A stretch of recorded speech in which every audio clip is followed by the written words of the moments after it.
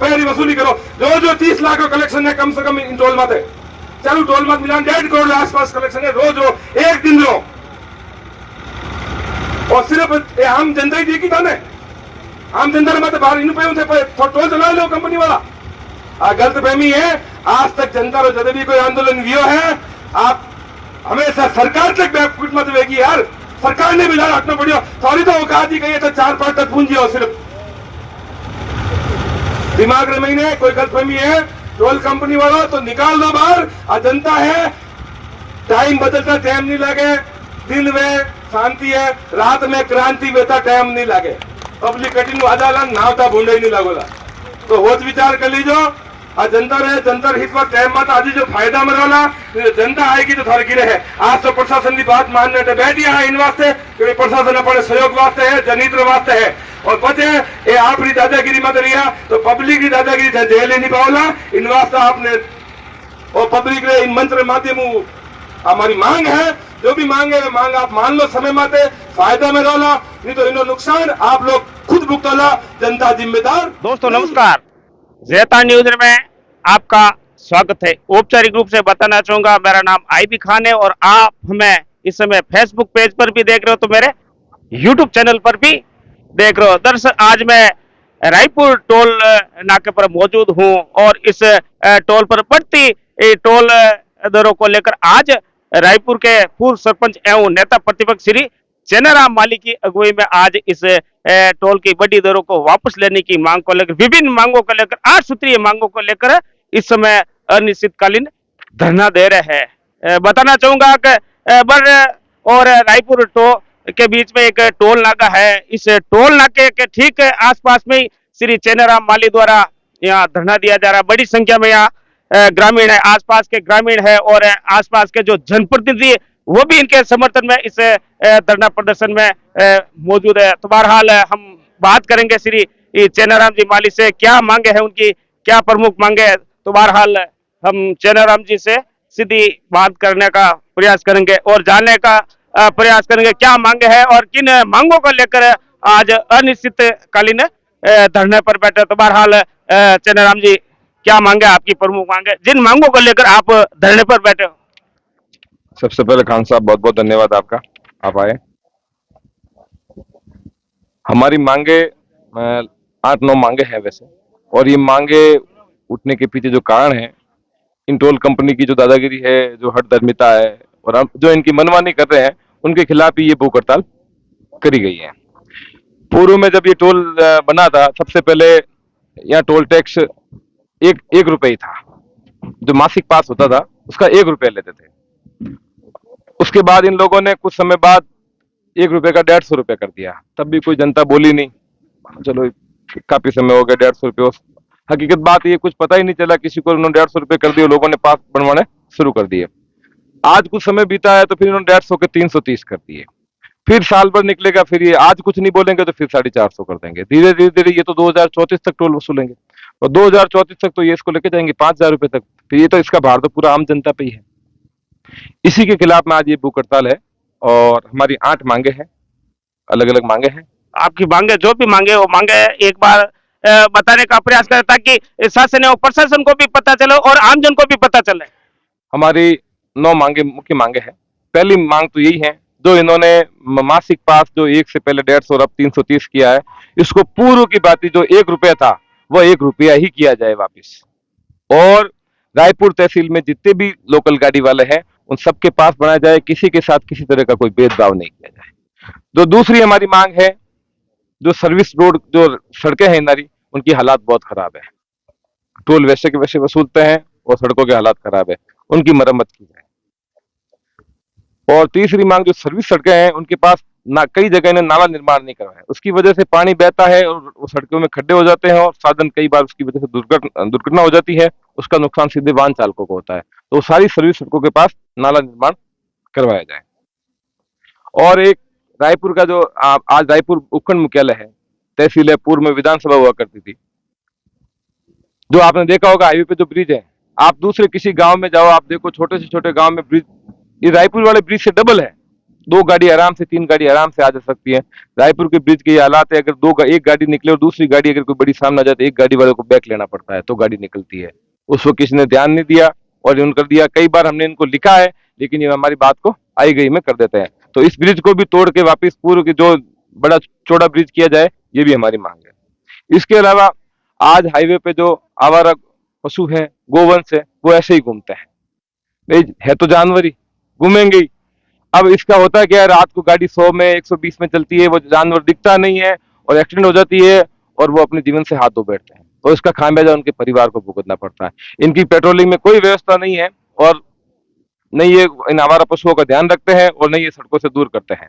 इसके लिए इनकी पेट्रोलिंग की व्यवस्था सही की जाए और सड़कों पे कोई तरह का आवारा पशु घूमता हुआ नहीं दिखाई दे। और फिर भी कोई अगर आवारा कोई गोवंश एक्सीडेंट हो जाता है तो इनकी जिम्मेदारी है कि अपनी एक एम्बुलेंस की व्यवस्था करें और नजदीकी जो भी गौशाला है या चिकित्सालय है जहाँ गायों का इलाज होता है, वहां पर इसको पहुंचाने की व्यवस्था करें। और अगर किसी दुर्घटना में किसी गोवंश की मृत्यु हो जाती है तो खुद जेसीबी की व्यवस्था करा के पास की जो जमीन है इनकी, जिसको ये ROW कहते हैं अपनी भाषा में, उस जमीन में खड्डा खोद कर उसको दफन किया जाए।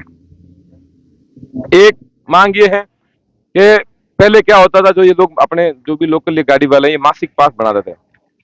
जैसे इनका मासिक पास से मतलब जैसे 1 तारीख को खत्म हो रहा है तो 25 तारीख को इनके पास एक अलर्ट मैसेज आ जाता। अब इन लोगों ने क्या किया कि उसमें अलर्ट मैसेज को बंद कर दिया ताकि लोगों को पता नहीं चलता कि इनका आज महीने का पास खत्म हो गया। आदमी जैसे ही टोल पे जाता है फिर 95 रुपए इनका चार्ज करो और आपके फास्टैग में अगर पैसे नहीं है तो ये लोग डबल पे करते हैं। जितने का तेल नहीं जलता है उससे 3 गुना लोग ये उसका वसूल कर लेते हैं। तो इसलिए वापस जो मैसेज अलर्ट है वो वापस शुरू किया जाए। और इन लोगों ने एक नियम कर दिया कि भाई 3 महीने का हम पास बनाएंगे। कोई जरूरी है, कोई आदमी चाहे तो महीने का बना सकता है, कोई आदमी चाहे तो 2 महीने का बना सकता है, कोई आदमी चाहे तो 1 साल का बना सकता है। कोई आदमी आज 2 महीने का बनाया, 61 दिन हुआ, टोल पे गया, आपका पास खत्म। जो लोग रेगुलर है, जैसे मेरे को जरूरत है तो मैं 1 साल का 7 बना सकता हूँ, मेरे को रोज आना जाना है, जरूरत थोड़ी है 3 महीने के लिए बनाए। तो जो पास धारक है, जो लोकल लोग हैं, उन्हीं के आधार पर जो जैसा चाहे, भाई महीने का तो महीने का और 1 साल का तो 1 साल का और 5 साल का तो 5 साल का, उसके आधार पर मासिक पास बनाया जाए। और सबसे बड़ी बात, इन लोगों ने ऐसे भेदभाव कर रखा है, जो ये गुड्स की गाड़ियां हैं, जो पिकअप है, ये फोर व्हीलर टेम्पू है, वैसे ही गाड़ियां, इन लोगों ने पहले तो सब लोगों के हाँ भी मान लिया कि पास बनाएंगे और सबके लोकल पास बना दिए। अब इन लोगों ने सिर्फ मात्र 50 गाड़ियों का किया कि भाई हमारा कोटा है वो 50 गाड़ियों का ही है, 50 गाड़ी से ज्यादा हम पास नहीं बनाएंगे। अब आप मानिए 50 में ये किसकी बना रहे हैं? भाई मैं सरपंच हूँ, मेरी चलती है तो मेरे कहने से 5 बना दिए, फलाना कोई व्यक्ति चलती है उसने बोल दिया तो 4 बना दिए। तो दूसरे कोई अपने वही भाई है, वो अपने दुश्मन तो है नहीं। सभी लोग जितने भी गुड्स व्हीकल है, कॉमर्शियल व्हीकल है, उनके भी उन 50 लोगों की बात सभी के पास बनाए जो रायपुर तहसील के अंतर्गत आते हैं। और एक कभी और कुछ बताया था, हाँ, एक जैसे क्या होता है, आज मैंने कोई गाड़ी खरीद ली, मैंने गाड़ी जयपुर से खरीदी या गुजरात से खरीदी, बॉम्बे से खरीदी, मैं वहां से एग्रीमेंट करा के खरीद के लेके आ गए। कई बार एनओसी आना में समय लगता है, वो गाड़ी अपने नाम होने में समय लगता है, या मैं 1 लाख रुपए था मेरे पास अभी देके आ गया, बाकी के पैसे मेरे बाकी है, जब तक मैं वो दूंगा नहीं वो गाड़ी मेरे नाम करवाएगा नहीं। तो गाड़ी तो मैंने खरीद ली, अब ये लोग क्या करते हैं, ये गाड़ी यहाँ के नंबर की नहीं है, ये तो बाहर की है, वहां का एड्रेस है, हम इसका पास नहीं बनाएंगे। तो इनको ये साफ है कि भाई जो भी व्यक्ति कहीं से भी गाड़ी लेकर आए, अगर उसका एग्रीमेंट हो रखा है उसके नाम से, लोकल व्यक्ति के नाम है, तो उसका भी उनको पास बनाना पड़ेगा। ये हमारी मुख्य मांग है। आगामी रणनीति क्या रहेगी? क्या आपने ज्ञापन भी दिया होगा? क्या कोई बातचीत भी हुई आपके? बिल्कुल, हमने 3-4 दिन से हमारी पूरी तैयारी चल रही है। हम सभी काफी सरपंचगण भी एक साथ हैं और सभी आम जनता साथ हैं। हमने मीटिंग भी की है और ज्ञापन भी इन लोगों को दे दिया, और ज्ञापन का इन लोगों ने जवाब दिया, वो जवाब इन्होंने बिल्कुल घटिया तरीके से दिया है। उन लोगों ने, उनका जवाब ऐसा है जैसे जवाब से प्रतीत होता है कि हम कोई जनप्रतिनिधि, हम गुंडे हैं, ये उन तरह का उनका जवाब है। और रही आगे की रणनीति की बात, तो ये जो हमारी मांगे हैं, ये मांगे जब तक ये लोग नहीं मानेंगे, ये भूख हड़ताल जारी रहेगी। चाहे हम में से किसी की लाश भी यहाँ से जाए, हमें मरना मंजूर है, लेकिन इनको मांगे हमारी माननी पड़ेगी। आज कितने जनप्रतिनिधि है जो आपके साथ बैठे हैं? आज हम टोटल 15 लोग मेरे साथ, मैं और एक 14 लोग और हैं, टोटल 15 लोग आज भूख हड़ताल पर बैठे हैं इन लोगों के खिलाफ। सभी जनप्रतिनिधियों का सहयोग मिल रहा है आसपास के? बिल्कुल, सभी का सहयोग मिल रहा है। यहाँ कोई पार्टीबाजी की बात नहीं है। जब जनता के विकास की और जनता के हित की बात आती है तो हम किसी तरह का भेदभाव नहीं करते हैं, और हमारी हमेशा से यही सोच रही है, जब जनता के हित की बात आई है तो हमारे लिए पार्टी से ऊपर पहले जनता है, क्योंकि इन्हीं जनता ने चुनकर हमें यहाँ भेजा है। अगर इन लोगों ने हमें नहीं चुना होता तो शायद आज हम यहाँ नहीं होते। अब लोग, कुछ लोग ये भी कहते हैं कि राजनीति के लिए कर रहे हैं, तो राइट बात है, इसमें गलत क्या है? राजनीति में लिए आप ही लोगों ने, तो इसी जनता ने चुनकर हमें अगर प्रतिनिधि चुना है, तो आज अगर जनता के हित की बात होगी, जो चुना हुआ प्रतिनिधि भी आगे नहीं आएगा तो फिर आम जनता कैसे आएगी? नहीं, कई लोग ये भी कह रहे हैं कि चुनाव नजदीक आ रहे हैं, इस चुनाव को लेकर भी चेन्नईराम जी कई माहौल बना है। एमएलए का चुनाव लड़नी है भाई, मुझे तो कोई एमएलए का चुनाव लड़ना नहीं है, पहली बात। और रही बात, आप भली पता कर लो, जब जब भी जनता के हित की बात हुई है, चुनाव हो चाहे नहीं हो, मैं हमेशा जनता को साथ लेकर जनता के हित के लिए खड़ा हुआ हूँ, और आगे भी ये सब लोग खड़े हुए हैं। वोट हमें मिल चुके हैं, हमारा चुनाव 2.5 साल बाद वापिस है। जिंदा रहे मरे 2.5 साल की किसी की गारंटी नहीं है, और आगे का चुनाव नहीं तो ये जो लोग बकवास करते हैं कि पॉलिटिकली है, उनसे कहना, ये तो जनता तय करती है।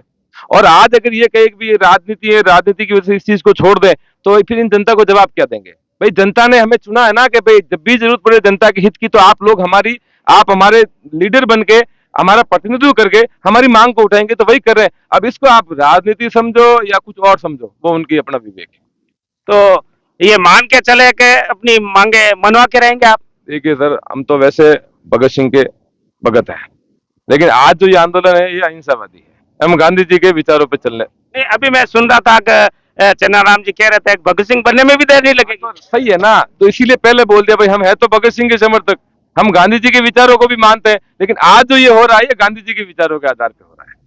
तो ये थे श्री चेन्नईराम जी माली। और बताना चाहूंगा कि रायपुर ग्राम पंचायत के आप पूर्व सरपंच भी है और वर्तमान में पंचायत समिति के सदस्य और नेता प्रतिपक्ष है। पास में भाई शैतान जी गुजर भी बैठे हैं, कालूराम जी बैठे, दिगर यहाँ के जो आसपास के जो जनप्रतिनिधि है वो बैठे। तो बहरहाल बताना चाहूंगा कि बढ़ती टोल दरों को लेकर आज रायपुर टोल नाके पर श्री चेन्नईराम माली की अगुवाई में अनिश्चितकालीन धरना दिया जा रहा है। बड़ी संख्या में यहाँ आसपास के लोग हैं, महिला भी है। बहरहाल मेरे साथ श्री रतन सिंह जी चौहान भी मौजूद है, ये भी अपनी मांगों को लेकर आज इस धरना स्थल पर पहुंचे। बहुत बहुत धन्यवाद, नमस्कार, जय हिंद।